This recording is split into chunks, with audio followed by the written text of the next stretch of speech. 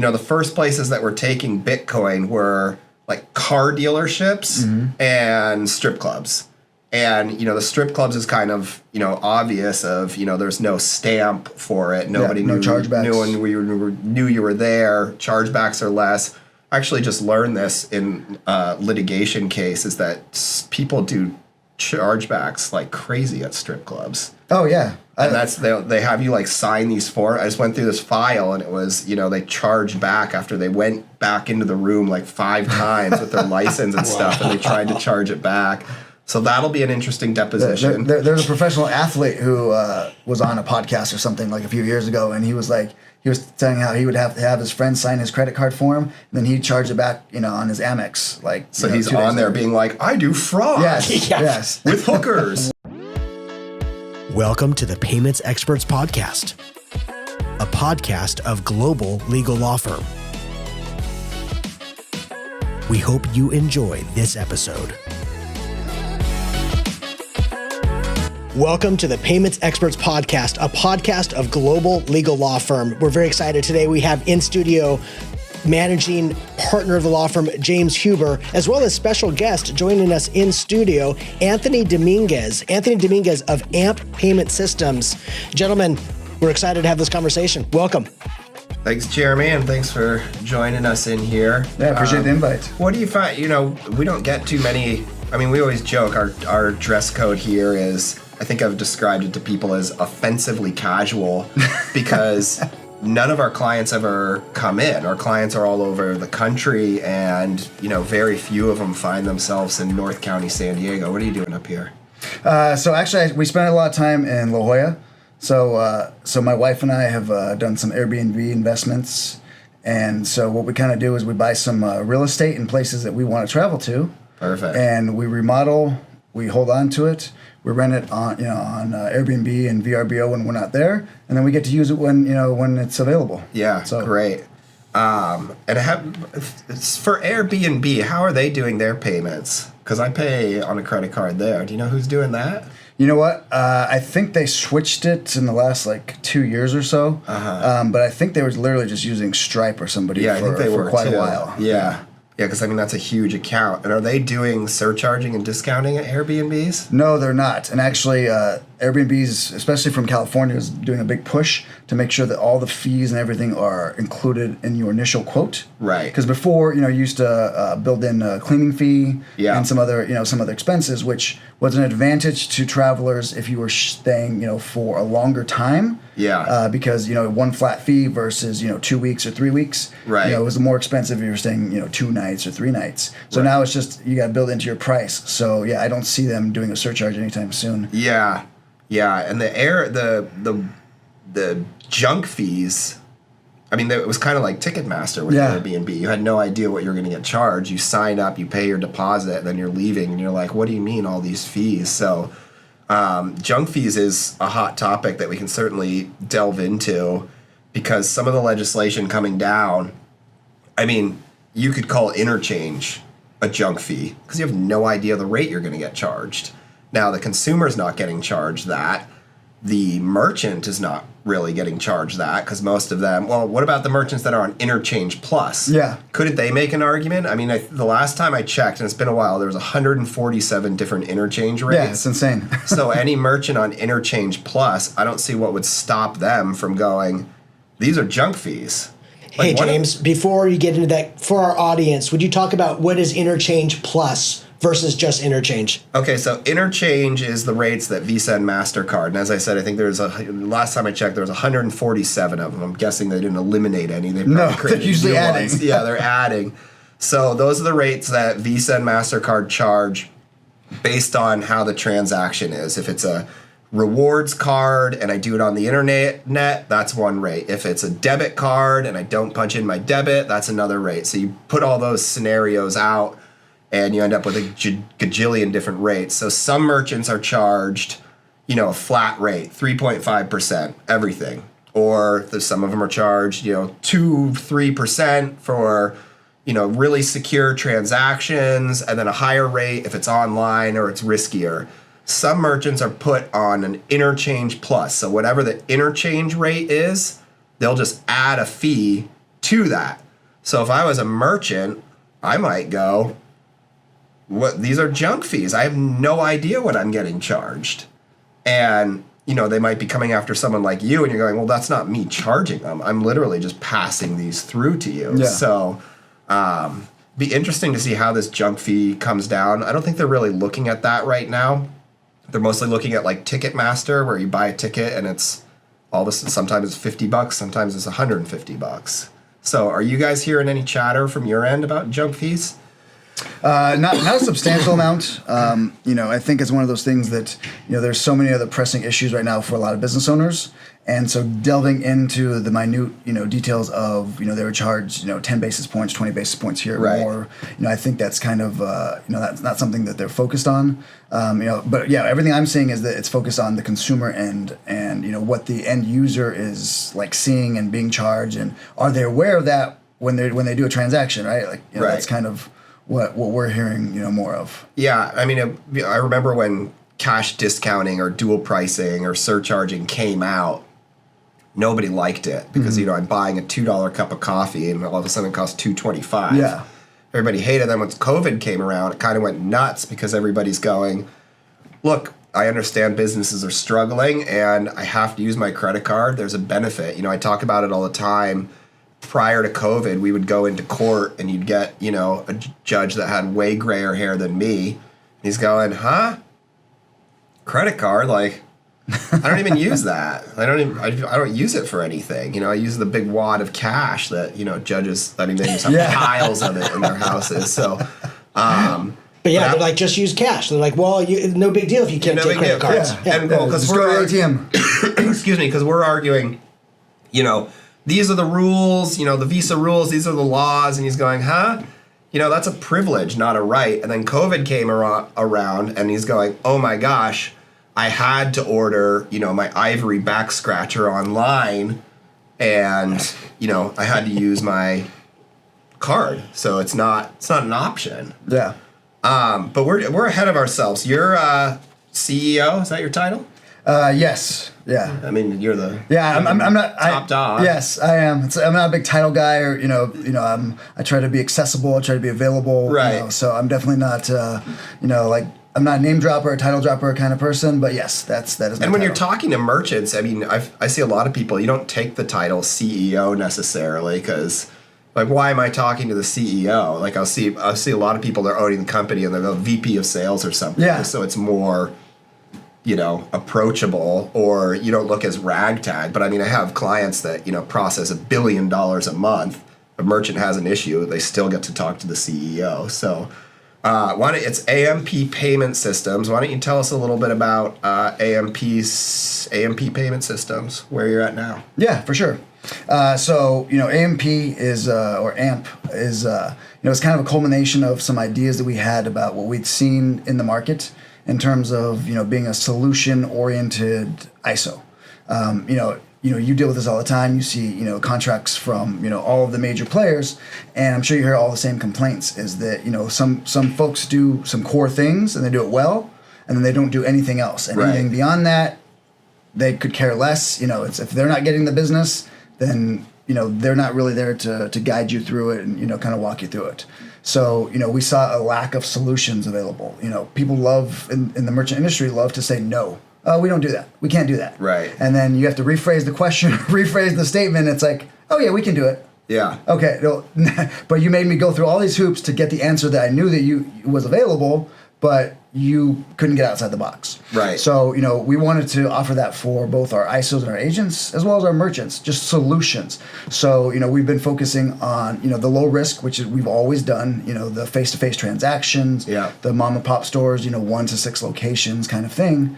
But we found that there's a need for high risk solutions, right? Both for our ISOs and our agents, but some merchants fall under a high risk category. We had we placed a guy who was an auto shop in North Dakota, and his son had stolen his identity like 10 years ago, did some fraudulent transactions, opened a merchant account in his name, and he was on the TMF list. Shoot. So he had trouble running his auto shop. Is servicing a community so they get their cars fixed, and he had trouble getting a merchant account under 7-8%. Oh, yeah, so that's brutal. like, people like that, there's real people who have, real need to find a solution, in situations that, that warrant it. We found some traction in, offering solutions for Canada as well. So we've just been trying to, for both our ISOs and our agents, to really be a solutions-oriented, shop. Right. And, for our merchants, we're focused on adding things that, that create value, that can help them drive revenue, make their business, a little easier to operate. We offer for payroll, we offer different ancillary services that say, hey, we know that your business is hard to manage. Business is not easy. Being successful at business is even harder. Right. And so, we can help in all those little ways that, can make things easier. Yeah. And that's kind of what we're built on. Well, no, it's one of the reasons that, we've been working together. I was telling Jeremy, I don't know, like 5, 6, 7 years. At least, yeah. Yeah. And one of the reasons we like working with you is you're dynamic, and in this industry you have to be. The credit card processing pre-COVID looks nothing like it did now. Yeah. I mean, when we got into the business, people were still running what you call knuckle busters. Yeah. I remember that. That was you'd have to send that, and then you'd have to mail that in. You probably got your money a month later. I mean, now it's I'm beeping my phone, and they're saying you're not even gonna have to get out of your car to get gas soon. But it's changed so much, and you basically have to, because your customers' needs are changing all the time. Mm-hmm. And you said it, a lot of companies, they've got their bread and butter, and they just stick with it, and they stick linear. So it's really fun working with people like you that are really merchant focused, looking to help the merchants, and going, oh, geez, no, I don't do that. But tell you what, I'm gonna go figure it out. Mm-hmm. It's a lot like our law firm, especially early on, when people, know nothing, and you're going, yeah, I can help you with that, and I'll just go figure it out. Now on the front end, we actually say, if we don't know, hey, I don't know, I'm gonna go figure it out, and if it turns out this looks like something that somebody else should do, I'll let you know. Yeah. But I'll get you on the right path and everything like that. And I think that's probably a lot of what you do, because in the payments processing industry, I mean, AMP payment systems, I don't want to say you're a cog in the wheel, but you guys are one piece of the ecosystem, and there's all these other players that you have to bring together. So let me ask you that. This is something we haven't really gotten into before in the podcast, is what do you do when you're looking for a partner, like a bank or a processor or a technology company? Like, what kind of things are you looking for? That's a great question. And, you mentioned that flexibility, you guys are very flexible. I've thrown, a variety of weird situations, non-payment related. Houseboat. Yeah. Houseboat business. That was a failure, but you know what? We live and we learn. I really wanted one of those houseboats. I know, me too. There's these luxury houseboats that were they not movable? No, well, it had like a small engine, but it was essentially a floating condo. Condo, but it's got to be able to move. That was my thing. Yeah. Sure. But it was like luxury on a lake in the middle of nowhere, which I thought was awesome. Yeah. And then you've got this luxury houseboat, and then you've got 5, 6, 7, 8 other ones was the idea. Yeah. And I thought that was cool, because then your buddies can have their own houseboat. Mother-in-law, she can be over, the 8 houseboats away. Yep. And she's not getting there anytime quick because the motor's so slow.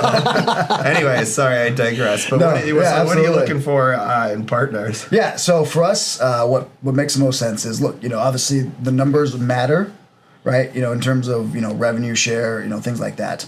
But it also matters, can you get the job done? Right, yeah. Because there's so many people, and especially when you talk about technology, who have great ideas for technology, and then they're out there selling it, trying to get, investment, trying to get, early adoption. They don't really have anything.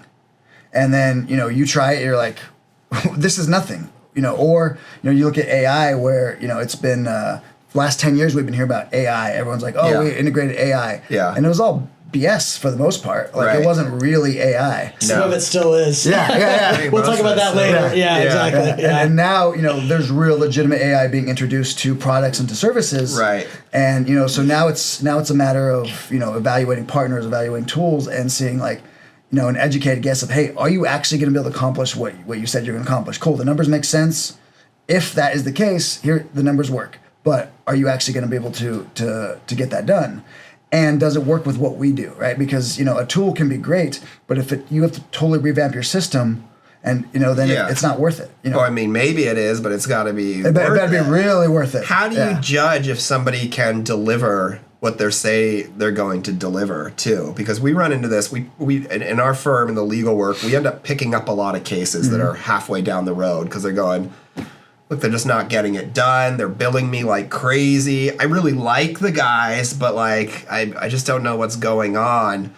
And how do you, similarly when you're looking, let's say you're looking for an attorney and I'm going, yo, Anthony, I'm going to help you get these boats and we're going to get it done.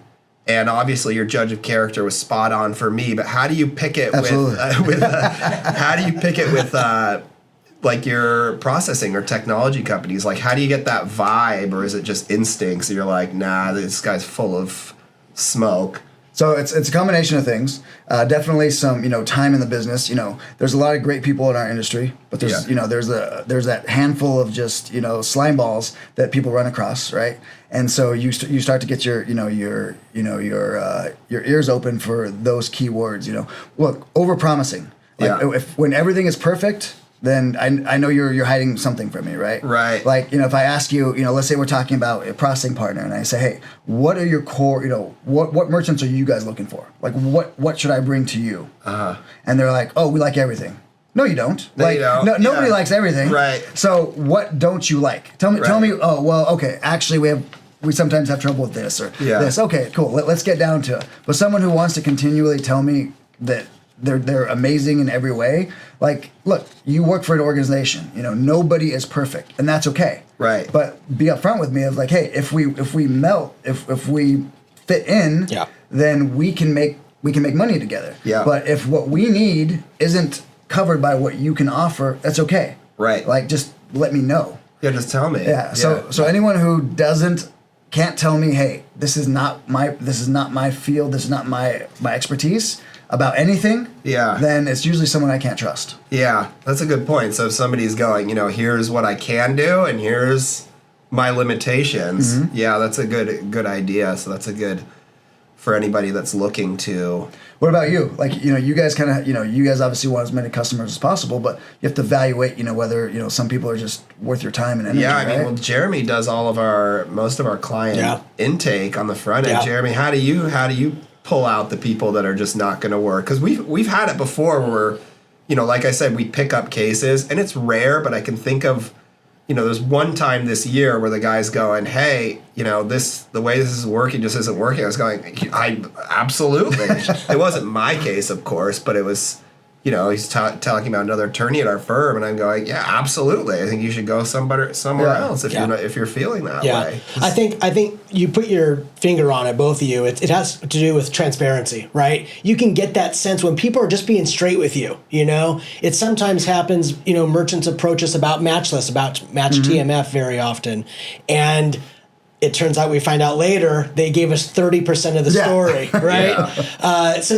those you try to just get a sense for it, James. In those conversations, you can, as you were saying, Anthony, the more experience you have, the quicker you start picking up on those types of ones where you're like, hey, this maybe is probably not the greatest option here. Right, or you're like, okay, I need to see all your emails and stuff, and they're like, no, no, you don't need to see that. Right. We had one where Bryce, who does the podcast often, he's like, I think this guy must be having an affair or something, because he won't give me any of his emails. And then we started speculating about who was it. All right. Yeah. We have a lot of fun over here, Anthony, as you can tell. I've got a quick question. Maybe you guys can segue this. What percentage of your guys' work is high risk? You said you do bring in some. How much of your work is that? Yeah. So right now it's a small percentage. So it's about 10% of our overall merchant accounts. Mm-hmm. But we kind of foresee that growing. We're investing in some resources to find more of those high risk deals, because what we've seen so far is that the ISO that has a high risk deal or a couple high risk deals, they have low risk deals too. Right. And once you can show that, hey, look, we're going to take care of your high risk stuff, right? We're going to take care of the stuff that's hard. Some of that stuff that's easy as well. And we're going to be able to do an even better job on that, because that's simple, right? Let's cut and dry, boom, let's get it done. But now that we are willing to get the job done, we're willing to find you a solution.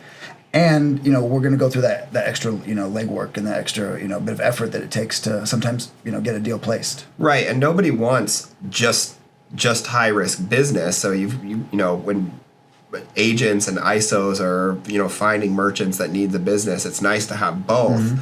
And from a merchant's perspective, if you're selling stuff online and it's all CBD, free trial or whatever. I mean, you can't really do free trial that much anymore, but those business, there's an art to it of you've got this stuff where customers are disputing the transaction. Try and sell something that they're not disputing is much easier to balance your own portfolio out. There's all these schemes going on. We're seeing more and more of them where they're setting up these fake businesses and, they're running stolen credit cards or prepaid debit cards to balance out the amount of transactions that are disputed versus not. And these people are getting popped. The DOJ just did another one, chargeback surety of this business. So when you're out there looking for high risk, I used to say to clients, like, do not put that on the internet because those are the guys that are going to find you. Yeah. Mm-hmm. So I think it's the same thing of when you're looking at these people, you have to, feel them out. And, they're going, my chargebacks are 0. Yeah. You're selling CBD online. Yeah. So you're perfect? So you're perfect? I don't think so. And then they're at 20%. But how'd you, getting, I won't say back on top, I guess off on top. How'd you get into the payment space? What attracted you about it? Honestly, like I tell people, it was just dumb luck. So I was, my old business partner and I, we were in the mortgage business at the time. And so this was like 2008, beginning of 2008. And excuse me. So if you remember, the market crash was like, I think October, November, where things just like the rug fell out. Yeah. But this is like January, and we can get a deal done today, and like credit, down payment, all the same specs, and then tomorrow we go back to submit essentially the same deal, and they're like, oh, we don't have that program anymore. Right. And then that happened 3 times. And we're like, okay, the writing's on the wall. Yeah, this isn't like I'm a firm believer. Like once is a fluke, twice is a pattern, 3 is like, hey, you're like you better be on the lookout. So you caused the mortgage single-handedly. That's the takeaway. Yeah. Okay. But so I was doing a mortgage for a guy at the time, and I saw his bank statements, and at that time, it seemed like a lot of money going through his bank account, and so I just was chatting with him about what he does, and he happened to run an ISO out of Oregon, and he was moving to Arizona. He's like, "Hey, I'm actually starting a new company, so we learned more about it, and we're like, hey, this would make sense." And it was clear that something was happening in the mortgage industry. We were at a level where we couldn't see the big picture, know what it was, but something was happening. Right. Yeah. And so we're like, all right, let's learn more about this, and we liked the idea, and then the residual income made a ton of sense, so we jumped right in. Yeah. And he ended up being one of those slime balls that that I mentioned. Who was it? His name was John Cargill. No, he was a small player, but he ended up getting busted years later. We saw like on the news that he was running some sort of scam where stolen identities and opening merchant accounts and darn. Yeah. So basically, after like 6-8 months, we realized start seeing we didn't know anything about the industry, so we had to learn everything. Realized that he didn't know anything, so we learned customer service, we learned deployment, we learned sales, we learned everything. Yeah. And then we're like, what is it that you're doing here? Like, and he was trying to take the portfolio and leave it under his old business name and and kind of be able to cut us out. So we said, look, we can't do business like this. We're going to go do our own thing. Yeah, good. Yeah, and it was fortunate because the guy got desperate later and was doing all kinds of shady stuff apparently. Yeah, perfect. Yeah, so your instincts are pretty sharp. So we kind of talked of where you're at now. Where do you see the industry going in the next, I wouldn't even say 5 years. I'd say, what do you see in the next 1 or 2 years going on? Well, I mean, it's going to be interesting, right? Like, you mentioned all the litigation that's happening, so I think we're all kind of waiting to see how that might affect us, how it might affect our merchants, the consumer. Obviously one of the big ones is threatening, rewards credit cards. Right. Like, that's half the reason why people, they upcharge, they do that extra transaction, they, spend that extra amount so they can hit their miles, they can hit their numbers. Rewards, yeah. Right. Yeah. And, so that will be a game changer. Yeah. I'm definitely interested to see how, like alternate financing, alternate payments, might finally take hold. You Like know, crypto? Yeah. So, I feel like, I feel confident that, some sort of crypto is going to find its way as a day-to-day transaction at some point. Yeah. It's not going to be Bitcoin. To me, Bitcoin is more of a storage of, it's kind of like gold, right? It's like we're owning stocks. Yeah. Or even if you own gold, like most people don't have the gold in their Yeah. house. It's, I own some gold. It's in Jeremy's house. Yeah. Under the floorboards. Yeah, exactly. Yeah, no, I feel the same thing. And look, we all got into crypto. I don't want to say big time, but we were, it was all the rage. We were basically playing Shark Tank of people calling us up, being like, look, I want to raise some money here. I've got this project. I don't want to follow any of the rules, so I've heard you can do it with crypto. And we were like, we're not your guys for that. Actually, you should be following the rules even more. And turns out we were right because most of it imploded. Yeah. But I always liked it, particularly when we got into it, even with Bitcoin, is, the first places that were taking Bitcoin were like car dealerships and strip clubs. And, the strip clubs is kind of, obvious of, there's no stamp for it. Nobody no chargebacks. knew you were there. Chargebacks are less. I actually just learned this in litigation cases that people do chargebacks like crazy at strip clubs. Oh, yeah. And that's they have you like sign these forms. I just went through this file and it was, they charged back after they went back into the room like 5 times with their license and stuff, and they tried to charge it back.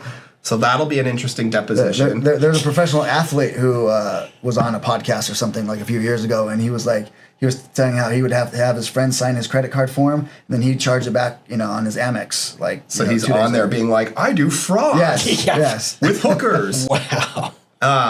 So the crypto and then the car dealerships, I thought was cool because when crypto's, in its, bull cycles, free car. Yeah. Because I bought 1 Bitcoin, now I have, I've made 50, 60, 80K. People are buying Teslas like crazy. Especially with, I think, did he take Dogecoin? Did Elon take? I think he did he backed it for a while. Yeah, that thing went nuts. I remember he appeared on Saturday Night Live. People were like out of control overnight. So. Yeah, no, he's big into Doge, but I think it was just became too volatile to price against a car. Well, right, it's because you could be sitting there, and it was changing. That was back then when it's going like this. Now it's like 20% a day sometimes. Yeah, I think it still does once in a while. There's still some dramatic shifts now and again. That's certainly for some of the smaller coins. Yeah, I think there's. I mean, the one thing is, the JD Vance. He's apparently, owned by Peter Thiel and the Silicon Valley guys, and Trump's coming out and saying, pro crypto. So I totally see that happening. And then Trump, it's deregulation across the board. I think crypto will probably go nuts again, even those little coins, and we'll probably be playing Shark Tank again because, he's going to unwind the CFPB.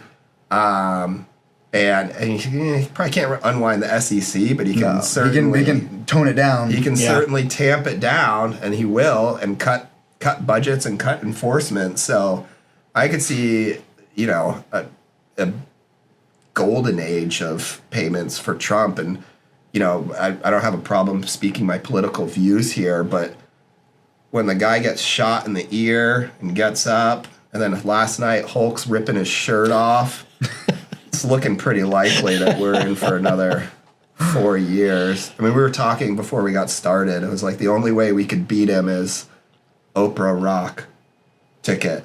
In which order? I don't think it matters. What do you think? You'd probably have Rock president, right? He's the Rock. I mean, Oprah, I would think, is probably more qualified. If you believe all the sexism stuff, you'd want to put the man first, right? And in today's day and age, I don't know. Yeah. Yeah. But I think deregulation will be, I don't want to say a golden age for payments, but I think there's going to be a lot of opportunities for, alternative payments, crypto, and then, all this, surcharge caps, this, that, the other thing. So I think everything might go out the door. And so I think for small businesses, or middle-sized businesses, there's going to be some money to be made. Is it just the volatility? Like, what's keeping it now? Because we're talking about all these surcharges, surcharge plus, all these fees being thrown in. When you go to Ticketmaster or you're doing your Airbnb. Why haven't people just jumped over to crypto now? Can you guys talk about that? Is it just the volatility, or is there something in addition to that that's a hurdle? It's still hard to buy. People don't need to buy it. I talked to Chris, my partner, and he's like, "Can you even sell any of that stuff?" I was like, "Yeah, you sell it right now." Oh, then Binance's go down, and I'm like, "No, I guess I can't sell it anymore. Right, Transfer it over here." Right. Yeah. I don't know. What do you think? I think honestly, I think it's what you mentioned. It's volatility is a huge factor, but I think it's also that we haven't decided like which coin is going to be the most useful, right? Like if you were trying to trade with 25 different currencies, in one place, it's like people would be confused too. They would just pick one and say, "Nope, just give me that one. I don't care. Like leave me alone." But we actually we partnered with a company who allows merchants to accept Bitcoin and other cryptos. Which one? I forget the name. It's Ethereum, I'm sure. Well, no. So it allows you to use your crypto wallet and pay in multiple forms. Oh, multiple. So, So it like syncs with Coinbase. Yeah. So you you scan a QR code, and then at the merchant's location, and then for the amount that's that's owed, they scan it through, they open their wallet, and they make the transaction. And you just push through. Coinbase, you can do that already. They'll give you a debit card. Right. Yeah, right. That's different. Crypto.com That's using the existing rails to transact. But this is like using your actual, Bitcoin or Coinbase wallet or to make that transaction. And so, we're not seeing volume yet, but I know it's coming. So we're trying to push it, make it available for our merchants as something as at the very least it's memorable, right? When someone sees that sticker in the door next to Visa and MasterCard and Discover. Of hey, we accept Bitcoin and other forms of payments. Coinbase, or whatever. It's memorable at the very least. Well, it's interesting because I've always been like, Visa and MasterCard will never let crypto happen, and they're kind of going, bring it. Yeah. How do you get your money into the wallet? Yeah. You use your Visa card. How do you take it out? How do you spend it? Who owns the rails between Coinbase and merchant? Oh, guess what? We do. Mm-hmm. So. That's kind of nice for it. And eventually, I envision there will be downloads, built into the terminal to where you can accept Bitcoin by scanning the QR code on the terminal or something of that form. Yeah, I think that's already. Chase, the big thing. Chase didn't they buy XRP, one of those coins? I'm not sure. I think they bought like a part of it or something, or they invested in part of it. Mm-hmm. So, I think it's pretty incestuous. But I agree. I think that's one reason that Bitcoin won't be more than an investment tool. It won't be money. It'll. Yeah, it's like gold. I can't go and drop a gold bar. But I could see it being used for large transactions. Yeah, at some point like international, like buying a car. Yeah, buying a car, especially international transactions. Payments that you don't have to deal with. With currency exchange rates and things like that. Don't movie theaters take it? I remember hearing that. I thought they were going to. I think you might be right. I thought Harkins or somebody was talking about it. Yeah, but I think it makes sense for kids too. I want to say millennials because I think I'm a millennial actually, but I think I am as well. Yeah, but they got a bad rap, so I'll stick with Gen X. Jeremy's straight up Gen X. That's right. Gen X, proud. Okay. Well, cool. This has been a good conversation, guys. Any closing words? Tell us how people get in touch with you. So AMP Payment Systems, amppaymentsystems.com. We have a great team. We have Arizona-based customer support. We have salespeople all around the country. We have we're solutions, right? We're trying to help you make more money. We're trying to help improve your bottom line and make running your business easier. And for the ISOs, same thing. It's our goal is to help you be more successful, help you close more deals and make more money. That's kind of the bottom line. Great. Awesome. Sounds great. Thank you so much for listening to the end of this episode of the Payments Experts Podcast, a podcast of Global Legal Law Firm. We've had in studio with us James Huber, managing partner of Global Legal Law Firm, as well as our special guest, Anthony Dominguez of AMP Payment Systems. Go tell them you found and heard him on the Payments Experts Podcast. Thank you so much. Have a good one. Thank you for listening to this episode of the Payments Experts Podcast. a podcast of Global Legal Law Firm. Visit us online today at globallegallawfirm.com.